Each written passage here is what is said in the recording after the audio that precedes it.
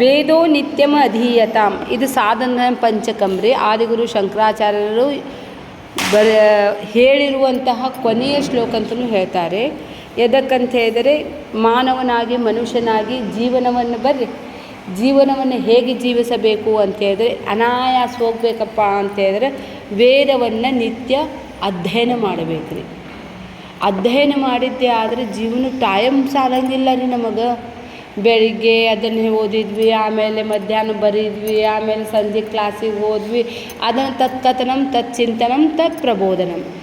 ವೇದ ಅಂತ ಹೇಳಿದರೆ ವಿತ್ ಎನ್ನುವಂಥ ಧಾತುವಿನಿಂದ ವೇದ ಎನ್ನುವಂಥ ಶಬ್ದ ಬಂದಿದ್ದಾರೆ. ವೇದ ಅಂತ ಹೇಳಿದ್ರೆ ನಾಲೆಜ್ ರೀ. ಮನುಷ್ಯ ಹೊಸ ಕಲ್ಕೊಂತಿರ್ಬೇಕು ರೀ. ಎಷ್ಟು ನೀವು ಕಲಿತೀರಲ್ಲ ಹೆಂಗಿದ್ದಂಗೆ. ನೀವು ಯಾವಾಗ ಕಲೀಲಿಕ್ಕೆ ಫುಲ್ ಸ್ಟಾಪ್ ಕೊಡ್ತೀರಿ ಅದೇ ದಿನ ಮುದುಕರಾದಂಗೆ. ಮಕ್ಕಳಿಗೆ ಇನ್ನೂ ಕಲಿತಾ ಇರ್ತಾರೆ, ಎಷ್ಟು ಆನಂದವಾಗಿರ್ತಾರೆ ರೀ. ನಾವೇನು ಮಾಡ್ತೇವೆ, ಡಿಗ್ರಿ ಮುಗಿತಪ್ಪ ಅಂತೇಳಿ ಒಗೆದ ಬಿಡ್ತೇವೆ ರೀ. ಅದಕ್ಕೆ ಕೈಯಾಗ ಪುಸ್ತಕನ ತೊಗೊಳಂಗಿಲ್ಲ. ಅದಕ್ಕಾಗಿ ಹೇಳ್ತಾರೆ, ಜೀವನದಲ್ಲಿ ಪುಸ್ತಕವನ್ನು ಓದುವಂತಹ ಒಂದು ಪರಿಪಾಠ ಇಟ್ಕೋಬೇಕು ರೀ. ದಿನಾಲು ಯಾವುದರ ಒಂದು ಗ್ರಂಥ ಇಟ್ಕೋರಿ. ನಿಮ್ಮ ಮನೆಯೊಳಗೆ ಬೇಕಂದ್ರೆ ಸಿದ್ಧಾರ್ಥ ಚರಿತ್ರೆ ಅಂದರೆ ಚರಿತ್ರೆ ಓದ್ರಿ, ಬಸವಣ್ಣವ್ರ ವಚನ ಓದೋದಿದ್ರೆ ಓದ್ರಿ. ಪುಸ್ತಕ ಕೈಯಾಗ ಬರಬೇಕು ರೀ. ಅದಕ್ಕಾಗಿ ಹೇಳ್ತಾರೆ, ಆ ಪುಸ್ತಕ ಮಾತಾಡ್ತೈತಂತ್ರಿ, ನನ್ನನ್ನು ನೀನು ತಲೆ ತಗ್ಗಿಸಿ ಓದು, ನಿನಗೆ 4 ಜನರ ನಡುವೆ ತಲೆ ಎತ್ತುವಂತೆ ಮಾಡ್ತೇನೆ ಅಂತೇಳಿ. ಅಂದರೆ ಜೀವನದಲ್ಲಿ ಮನುಷ್ಯನಿಗೆ ಜ್ಞಾನ ಬರೋದು ಪುಸ್ತಕದಿಂದ ರೀ. ಅದಕ್ಕೆ ವೀಣಾ ಪುಸ್ತಕಧಾರಿಣಿ ಅಂತ ಹೇಳ್ತಾರೆ ಸರಸ್ವತಿಗೆ. ಇಲ್ಲಿ ಆದಿಗುರು ಶಂಕರಾಚಾರ್ಯರು ತಮ್ಮ ಶಿಷ್ಯರಿಗೆ ಹೇಳ್ತಾರೆ, ನೋಡ್ರಿಪ್ಪ, ವೇದವನ್ನು ನಿತ್ಯ ಓದುತ್ತಲಿರಬೇಕು. ಮತ್ತೇನು ಮಾಡಬೇಕು, ಹಂಗೆ ಓದ್ಕೊಂಡು ಕುಂತ್ಬೇಡ್ರಿ. ಆಮೇಲೆ ಮನೆಯಾಗಿನ ಮಂದಿ ಏನು ಮಾಡ್ಬೇಕ್ರಿ, ಬೈತಾರೆ ನೋಡ್ರಿ ಪುಸ್ತಕ ಹಿಡ್ಕೊಂಡು ಕುಂತ್ಲ ಅಂಥೇಳಿ. ಅದಕ್ಕಾಗಿ ಅವ್ರು ಹೇಳ್ತಾರೆ, ತದುದಿತಂ, ತದನಂತರ ನೀವು ಕರ್ಮ ಅನುಷ್ಠಿತಾಂ, ನಿಮ್ಮ ಸ್ವಕರ್ಮವನ್ನು ನೀವು ಮಾಡಲೇಬೇಕು. ಅದಕ್ಕಾಗಿ ನಿಮಗೆ ಓದೋದಿದ್ದರೆ ಯಾವಾಗಪ್ಪ ಅಂದರೆ ಬ್ರಹ್ಮ ಮುಹೂರ್ತ ಅಂತ ಹೇಳ್ತಾರೆ. ಬ್ರಹ್ಮ ಮುಹೂರ್ತ ಅಂದರೆ ಸರಸ್ವತಿ ರೀ. 4 ಗಂಟೆಯಿಂದ 6 ಗಂಟೆ ತನಕ ಅದು ಅಷ್ಟೇ ನಮ್ಮ ಟೈಮ್ ರೀ. ಆಮೇಲೆ ಟೈಮ್ ನಮ್ದಲ್ಲ ರೀ. ಅದು ಕಲಿಬೇಕು ಏನಾದರೂ ಅಂದಿದ್ದೆ ಆದರೆ ಬೆಳಗಿನ ಜಾವಕ್ಕೆ ಬ್ರಹ್ಮ ಮುಹೂರ್ತ ಅಂತ ಹೇಳ್ತಾರೆ. ಸರಸ್ವತಿಗೆ ಚಂದ್ರ ಅಂತ ಹೇಳ್ತಾರೆ, ಲಕ್ಷ್ಮಿಗೆ ಸೂರ್ಯ ಅಂತ ಹೇಳ್ತಾರೆ, ಪಾರ್ವತಿಗೆ ಭೂಮಿ ಅವತಾರ ಅಂತ ಹೇಳ್ತಾರೆ. ಚಂದ್ರ ಅಂತ ಹೇಳಿದರೆ ಅದೆಷ್ಟು ಶಾಂತ ಶೀತಲ ಆನಂದ, ನಿಮಗೆ ಜ್ಞಾನನ ಆನಂದ ಕೊಡ್ತೈತ್ರಿ. ಅದು ಮುಗಿತಪ್ಪ, ಸೂರ್ಯೋದಯ ಆಯಿತು, ಲಕ್ಷ್ಮವ್ವ ಅಂದ ಕತೀರಿ ಎಲ್ಲ ದುಡ್ಯಾಕೆ ಹೋಗ್ಬೇಕು ರೀ, ಹಣವನ್ನು ಗಳಿಸ್ಬೇಕು ರೀ. ಅದು ಎಷ್ಟು ಪ್ರಖರದ ರೀ, ಹಂಗೆ ಸೀದಾ ಬರೋಂಗಿಲ್ಲ ರೀ, ಬೆವರು ಸುರಿಸ್ಬೇಕು ರೀ, ಅವಾಗ ನಮಗೆ ಹಣ ಬರ್ತೈತೆ ರೀ. ಆದರೂ ಸಹಿತ ಈ ಸೂರ್ಯ ಮತ್ತು ಚಂದ್ರ ನಡುವೆ ಪಾರ್ವತಿ ಅಂದರೆ ಅನ್ನಪೂರ್ಣೇಶ್ವರಿ ಮಾತಾ, ಅದಕ್ಕೆ ನಾವು ಹೊಸ್ಲಂಗೆ ನಮಸ್ಕಾರ ಮಾಡ್ತೀವಿ ರೀ. ಅದಕ್ಕಾಗಿ ನಮ್ಮ ಸಾವಜಿ ಸಮಾಜದಲ್ಲಿ ಒಂದು ಹೊರಗೆ ಹಾಕಿಬಿಟ್ಟಿರ್ತೇವೆ ರೀ ನಾವು. ಒಂದು ಕಡೆ ಸೂರ್ಯ, ಒಂದು ಕಡೆ ಚಂದ್ರ, ನಡು ಜಗದಂಬಾ ಪ್ರಸನ್ನ ಅನ್ನಪೂರ್ಣೇಶ್ವರಿ ರೀ. ಹೀಗಾಗಿ ನೀವು ಅಧ್ಯಯನ ಮಾಡಬೇಕಂದ್ರೆ ಯಾವ ಟೈಮ್ ಹೇಳಿದ್ರಿ ಅವರೇ, ಬೆಳಗಿನ ಜಾವನ ರೀ. ಯಾರೂ ಬರೋಂಗಿಲ್ಲ ಡಿಸ್ಟರ್ಬ್ ಮಾಡೋರು. ನೀವು ಧ್ಯಾನ ಮಾಡಬೇಕಂದ್ರೂ ಸಹಿತ 6 ಗಂಟೆದೊಳಗೆ ಮಾಡಿ ಮುಗಿಸಿದ್ರೆ ಚಲೋ ರೀ. 6 ಗಂಟೆ ಆಯಿತು, ಫೋನ್ ಶುರು ಆಗ್ತಾವು, ಪೇಪರ್ದವ ಹಾಲವ ಎಲ್ಲರೂ ಬರ್ತಾರೆ ರೀ. ಕಾಮಾಲಿ ಬಾಯಿ ಕುಂತ್ರ ಸಹಿತ ಯಾರ ಬಂದಂಗೆ ಅನ್ನಿಸ್ತೈತೆ ರೀ ನಮಗೆ. ಅದಕ್ಕಾಗಿ ಹೇಳ್ತಾರೆ, ಜೀವನದ ಪ್ರಾರಂಭಾವಸ್ಥಾನೂ ಅನ್ಬೋದು ರೀ ಬೆಳಗಿನ ಜಾವ ಅಂತ ಹೇಳಿದ್ರೆ. ನಮ್ದು ಬಾಲ್ಯಾವಸ್ಥಾದಲ್ಲೇ ಅಧ್ಯಯನ ಶುರು ಆಗಿಬಿಡ್ಬೇಕು. ಮುಂದೆ ಹೇಳ್ತಾರೆ, ಸ್ವಕರ್ಮ ಅನುಷ್ಠಿತಾಮ್ ಅಂತ ಹೇಳಿದರೆ, ನಿಮ್ಮ ಸ್ವಧರ್ಮದಲ್ಲಿ ನಿಮ್ಮ ಸ್ವಕರ್ಮ ಯಾವುದಿದೆ, ನೀವು ಹೌಸ್ ವೈಫ್ ಇದ್ದರೆ ನೀವು ಹೌಸ್ ವೈಫದ್ದ ಕೆಲಸ ಮಾಡಿರಿ, ನೀವು ಅದು ಮಾಡಿ ಮತ್ತು ಟೀಚರ್ ಕೆಲಸ ಮಾಡೋದಿದ್ರೂ ಮಾಡಿರಿ. ನೀವು ಏನನ್ನು ಒಪ್ಪಿಕೊಂಡಿರ್ತೀರೋ ಅದನ್ನು ನಿಮ್ಮ ಸ್ವಕರ್ಮವನ್ನು ಮಾಡ್ಕೊಂಡು ಹೋಗ್ರಿ. ಮತ್ತೇನು ಮಾಡ್ಬೇಕ್ರಿ, ತೇನೇಶಸ್ಯ ವಿಧೀಯತಾಮ್ ಅಪಚತಿ ಕಾಮೇ ಮತಿ ತ್ಯಜ್ಯತಾಮ್. ಕರ್ಮ ಮಾಡಿರಿ, ಆದ ಕರ್ಮ ಫಲವನ್ನು ಅಪೇಕ್ಷಿಸಬೇಡ್ರಿ. ಕರ್ಮದ ಫಲ ಅಪೇಕ್ಷಿಸದೇ ಇದ್ದಿದ್ದೆ ಆದರೆ ನಮಗೆ ಆನಂದನ ಅದ ರೀ. ನಾವು ಕರ್ಮದಿಂದ ಹಿಂಗಾಗಬೇಕು ಹಂಗಾಗಬೇಕು, ನಾ ಮಾಡಿದ ಮೇಲೆ ಆನಂದ ಸಿಗಬೇಕು ಅಂತಿಲ್ಲ ರೀ. ನೀವು ಮಾಡುವ ಕರ್ಮವೇ ಆನಂದ, ಮಾಡೋದು ಆನಂದ ರೀ. ಆನಂದ ಸೇ ಕರೋ, ಕರ್ನೆ ಕಿ ಬಾದ್ ಆನಂದ ಮಿಲ್ತಾ ಹೇ ಅಂತಿಲ್ಲ ರೀ. ನಾನು ಮಾಡೋದೇ ಆನಂದ. ಅದಕ್ಕಾಗಿ ಆನಂದದಿಂದ ಮಾಡಿದ್ದೇ ಆದರೆ ಅದು ಒಂದು ಈಶ್ವರಾರ್ಪಿತ ಬುದ್ಧಿಯಿಂದ ನಿಷ್ಕಾಮ ಕರ್ಮ ಆಗ್ತೈತೆ ಅಂಥೇಳಿ. ಮತ್ತೆ ಏನು ಮಾಡಬೇಕು, ಪಾಪೌಘ ಪರಿಧೂಯತಾಮ್. ಹಂಗೆ ಮಾಡಿದರೆ ಏನಾಗ್ತೈತೆ ರೀ, ಪಾಪ ಅಘ ಅಂದರೆ ಸಮುದ್ರ ರೀ. ನಿಮ್ಮದು ಭವಸಾಗರದಷ್ಟು ದುಃಖ ಏನದಲ್ಲ ಅದು ಪರಿಧೂಯತಾಂ ಸ್ವಚ್ಛ ಆಗಿಬಿಡ್ತೈತೆ ರೀ. ಪಾಪ ಅಂದರೆ ಏನು ರೀ? ರಾಗದ್ವೇಷನ ಪಾಪ ರೀ. ಇವ್ರು ಬೇಕು ಇವ್ರು ಬೇಡ, ಇದು ಸೇರ್ತೈತಿ ಇದು ಸೇರಂಗಿಲ್ಲ, ಏನು ದ್ವಂದ್ವ ಅದ ನೋಡ್ರಿ, ಅದೆಲ್ಲ ಪಾಪಕ್ಕೆ ಕಾರಣ ರೀ. ಪಕ್ಷಪಾತನೂ ಪಾಪನ ರೀ. ಒಬ್ರಿಗೆ ಹೆಚ್ಚು ತುಪ್ಪ ನೀಡಿದ್ರಿ ಇನ್ನೊಬ್ರಿಗೆ ನೀಡಲಿಲ್ಲ, ಒಬ್ರು ನಡೆದಿರ್ತಾವ್ರಿ ಅವೆಲ್ಲ. ಅಂಥದ್ದನ್ನೆಲ್ಲ ಏನು ಮಾಡಬೇಡಪ್ಪ, ನೀನು ನಿಷ್ಕಾಮ ಕರ್ಮ ಮಾಡಿ ನಿನಗೆ ಇದರಲ್ಲಿಂದ ಏನಾಗ್ತೈತೆ ಅಂತ ಹೇಳಿದರೆ ಪಾಪ ಹೋಗುತ್ತದೆ ಅಂತ ಹೇಳಿದರೆ ಅದು ಜೀವನದಲ್ಲಿ ರಾಗದ್ವೇಷರಹಿತವಾಗಿರುವಂತಹ ಶುದ್ಧ ಅಂತಃಕರಣ ಸಿಗ್ತೈತಿ. ನಮಗೇನು ಆಗಬೇಕಾಗಿದೆ? ಶುದ್ಧ ಅಂತಃಕರಣ ಬೇಕಾಗಿದೆ ರೀ, ಮತ್ತೇನಿಲ್ಲ. ಆ ಶುದ್ಧ ಅಂತಃಕರಣದಲ್ಲಿ ಆ ಭಗವಂತನ ಬಿಂಬ ನಾನು ಆ ಅಂತಃಕರಣದಲ್ಲಿ ಸ್ವಚ್ಛ ಆಗ್ತೈತೆ ರೀ. ಅದು ಮಲಿನ ಇದ್ದರೆ ರಾಗದ್ವೇಷ ಕಾಮ ಕ್ರೋಧ ಲೋಭ ಮೋಹ ಮದ ಮಾತ್ಸರ್ಯ ಅನ್ನೋದು ಅದ್ರಾಗ ಇದ್ದಿದ್ದೇ ಆದರೆ ನಮ್ಮದು ಪ್ರತಿಬಿಂಬ ಕಾಣಿಸಂಗಿಲ್ಲ ರೀ. ಅದು ಎಷ್ಟು ಸ್ವಚ್ಛ ಇರ್ತೈತೆ ನೀರು, ಅದ್ರಾಗ ಸ್ವಚ್ಛ ಕಾಣಿಸ್ತೈತೆ. ಅದ್ರ ಆಡಿ ತುಂಬಿಟ್ಟಿದ್ರೆ ಸ್ವಚ್ಛ ಅನ್ಸಂಗಿಲ್ಲ. ಅದು ಸ್ವಚ್ಛ ಆಗ್ಬೇಕಂದ್ರೆ ಏನು ಮಾಡಬೇಕು? ಸ್ವಕರ್ಮ ಮಾಡಿರಿ, ನಿಷ್ಕಾಮ ಕರ್ಮ ಮಾಡಿರಿ, ಈಶ್ವರಾರ್ಪಿತ ಬುದ್ಧಿಯಿಂದ ಮಾಡ್ಕೊತ ಹೋಗ್ರಿ. ಈಶ್ವರಾರ್ಪಿತಂ ನೇಚ್ಛಯ ಕೃತಂ ಚಿತ್ತಶೋಧಕಂ ಮುಕ್ತಿ ಸಾಧಕಂ ಕಾಯವಾನ್ಮನಃ. ಈ ಸ್ವಾಮೀಜಿಯವ್ರು ಹೇಳಾಕತ್ತಾರಲ್ರಿ ಉಪದೇಶ ಸಾರ್, ಅದನ್ನು ಅದನ್ನು ಇದನ್ನು ಅದನ್ನು ರೀ. ಅದಕ್ಕೆ ಈ ಪಾಪೌಘ ಪರಿಧೂಯತ. ಮತ್ತೇನು ಮಾಡ್ಬೇಕ್ರಿ? ಭವಸುಖೆ ದೋಷೋನುಸಂಧೀಯತ. ಭವಸುಖ ಅಂತೇಳಿ ಭವ ಅಂತ ಹೇಳಿದ್ರೆ ಇದು ಮಾರ್ತ್ಯ ಭೂಮಿಗೆ ಹೇಳ್ತಾರೆ. ಭವ ಅಂತ ಹೇಳಿದ್ರೆ ಉಂಟಾಗುವಿಕೆ ಅಂತ ಹೇಳ್ತಾರೆ. ಇಲ್ಲೇ ಸೃಷ್ಟಿ ಮತ್ತು ಪುನರ್ಜನ್ಮ ಆಗ್ತೈತಲ್ಲ ನಿಮಗೆ ಭವ ಇಲ್ಲೇ ಈ ಪೃಥ್ವಿಯಲ್ಲಿ ಸಿಗುವಂತಹ ಎಲ್ಲ ಸುಖಗಳಲ್ಲಿಯೂ ಕೂಡ ದೋಷ ಅನುಸಂಧೀಯತಾಮ್ ಅಂತಾರೆ. ಇಲ್ಲಿ ಏನೇನು ಸಿಗ್ತೈತೆ ನೋಡ್ರಿ ಎಲ್ಲ ದುಃಖಕ್ಕೆ ಕಾರಣ ಅದ ರೀ. ಈ ಜಗತ್ತಿನಲ್ಲಿ ಸಾಸಿವೆಯಷ್ಟು ಸುಖಕ್ಕೆ ಸಾಗರದಷ್ಟು ದುಃಖ ಕಾರಣ. ನಾವು ಅಂದ್ಕೊಂಡ್ರೆ ಮದ್ವೆ ಆದ್ರೆ ಭಾಳ ಚಲೋ ಆಗ್ರಿ, ಮದುವೆ ಗೊತ್ತು ನಿಮ್ಗೆ ಎಕ್ಸ್ಪೀರಿಯೆನ್ಸ್ ಅದ ರೀ. ನೀವು ನನಗೆ ಹೇಳ್ತಿರಲ್ರಿ ಎಷ್ಟು ಆರಾಮ್ ನೋಡ್ರಿ ಜಕ್ಕ ಅಂಥೇಳಿ. ಯಾವ್ದಕ್ಕಂದ್ರೆ ನಿಮ್ಗೆ ಅದರದ್ದು ಪರಿಣಾಮ ಏನು ಅನ್ನೋದು ಗೊತ್ತದ ರೀ. ಯಾವುದೇ ಡಿಗ್ರಿ ಮಾಡಿದ್ರೆ ಹಂಗೆ ಕುಡಿಸ್ತಾರೆ, ಡಿಗ್ರಿ ಮಾಡಿದ್ರೆ ನೌಕರಿ ಮಾಡಿ ಹೋಗಂತಾರೆ ರೀ. ನಾವು ಅದು ಮಾಡೋ ತನಕ ಅಂದ್ರೆ ಅದು ಭಾರಿ ನಮಗೆ ಅದು ಸಿಗೋ ತನಕ ಅಂದ್ರೆ ಅದು ಭಾರಿ ಸುಖ ಅಂದಿರ್ತೈತೆ ರೀ. ಅದು ನಮ್ಮ ಕೈಯಾಗ ಸಿಕ್ಕರೆ ಅದು ತನ್ನ ಬೆಲೆಯನ್ನು ಕಳ್ಕೊತೈತೆ ರೀ, ಇನ್ನೊಂದು ಕಡೆ ಹೋಗಿ ಕಳಿಸ್ತೈತೆ ರೀ.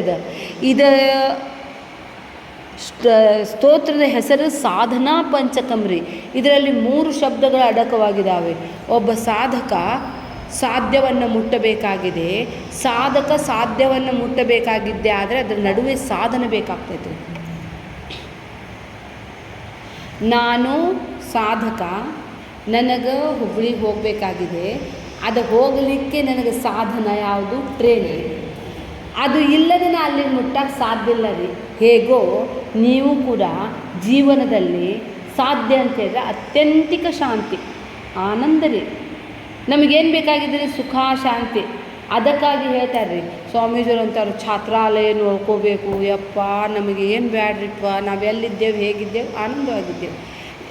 ಏನೋ ಮಾಡುವುದರಿಂದ ಮಾಡದಿರುವಿಕೆಯ ಸುಖ ಸಿಗಂಗಿಲ್ಲ ರೀ. ಅದು ಆನಂದನೇ ಬೇರೆ ಇದೆ. ಅದಕ್ಕಾಗಿ ಇಲ್ಲಿ ಹೇಳ್ತಾ ಇದ್ದಾರೆ ಎಲ್ಲರಲ್ಲಿಯೂ ಕೂಡ ವಿಷಧರೈಹಿ. ವಿಷಯ ಸುಖದಲ್ಲಿ ಅದರ ಹಿಂದೆ ಒಂದು ವಿಷ ಇದ್ದೇ ಇರ್ತೈತೆ ರೀ.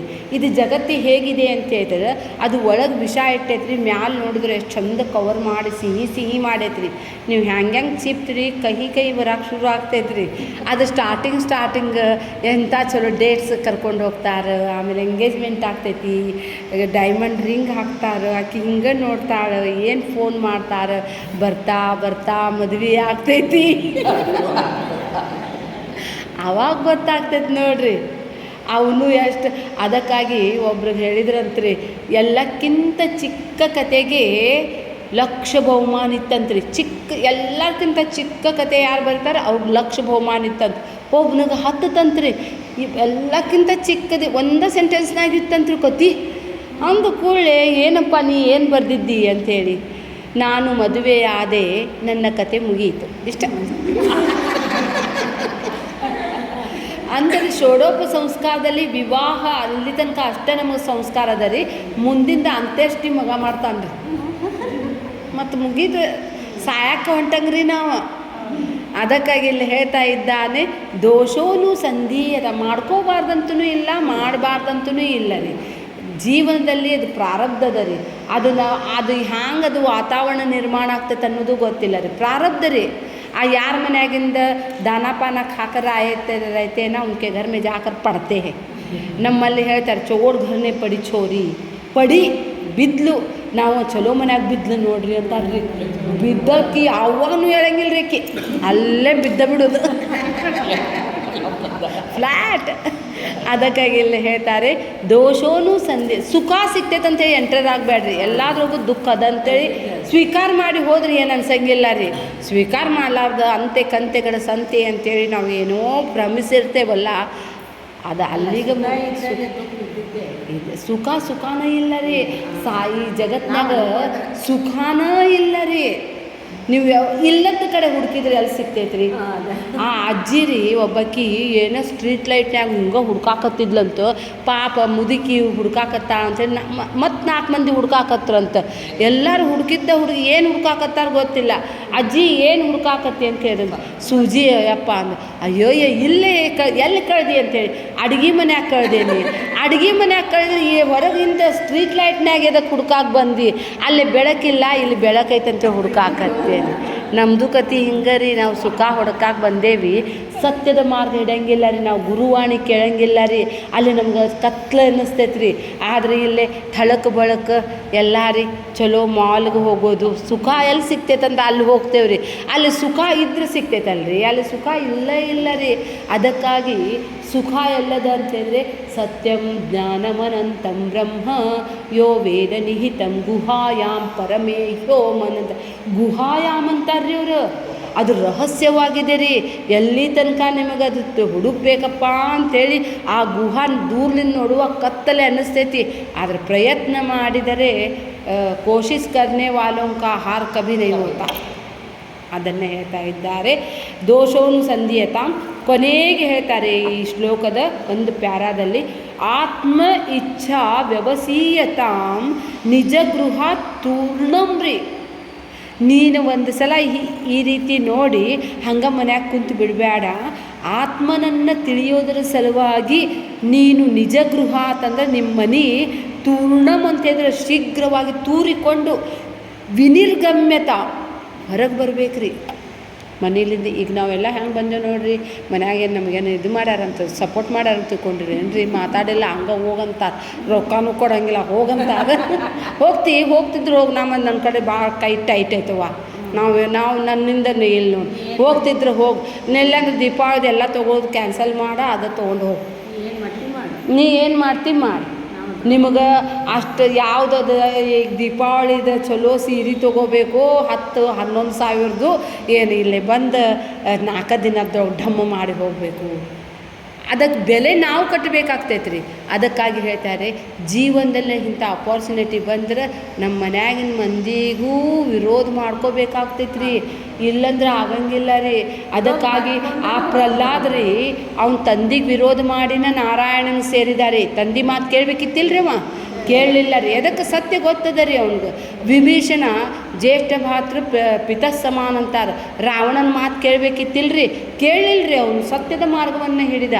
ಹಾಗೆ ಸತ್ಯ ಯಾವುದು ಅಸತ್ಯ ಯಾವುದು ಮನ್ಯಾಗಿನ ಮಂದಿ ಬೈದರೂ ಸಹಿತ ನಮ್ಮ ಆತ್ಮಶಾಂತಿಗೆ ನಮ್ಗೆ ಸಾಕ್ಷಿಗರ ಗೊತ್ತೈತಿಲ್ರಿ. ನಾವು ಮಾಡಾಕತ್ತಿದ್ದು ಚಲೋನ ಮಾಡಾಕತ್ತೇವಿ. ನನಗೆ ಗೊತ್ತದಲ್ಲ ಉದ್ಧರೇದ ಆತ್ಮನಾತ್ಮಾನಂ. ಅದನ್ನು ತಿಳ್ಕೊಂಡು ಆತ್ಮನನ್ನು ತಿಳಿದುಕೊಳ್ಳಲಿಕ್ಕೆ ಮನೆಯಿಂದ ಬೇಗನೆ ಹೊರ ಬೀಳಬೇಕು ಅಂತ ಹೇಳಿದರೆ ಸತ್ಸಂಗ ಭಾಳ ಸಣ್ಣ ವಯಸ್ಸಿನಿಂದ ಮಾಡ್ಕೊತ ಬರ್ಬೇಕು ರೀ. ಅಯ್ಯೋ ಬೀಜಕ್ಕಾಗಿ ನಮ್ದು ಇಷ್ಟು ಟೈಮ್ ಆಗೈತೆ ಅಲ್ಲ, ಏನಿಲ್ಲ ರೀ, ಭಾಳ ಆಗಿಲ್ಲ ನಿಮಗೂ. ಜಬ್ ಜಾಗೆ ತಬ್ ಸವೇರ, ಜಬ್ ಜಾಗನಾ ಚಾಹಿನ. ನಾವೆಲ್ಲ ಅಜ್ಞಾನದೊಳಗೆ ಮಲ್ಕೊಂಡ್ಬಿಟ್ಟಿದ್ವಿ.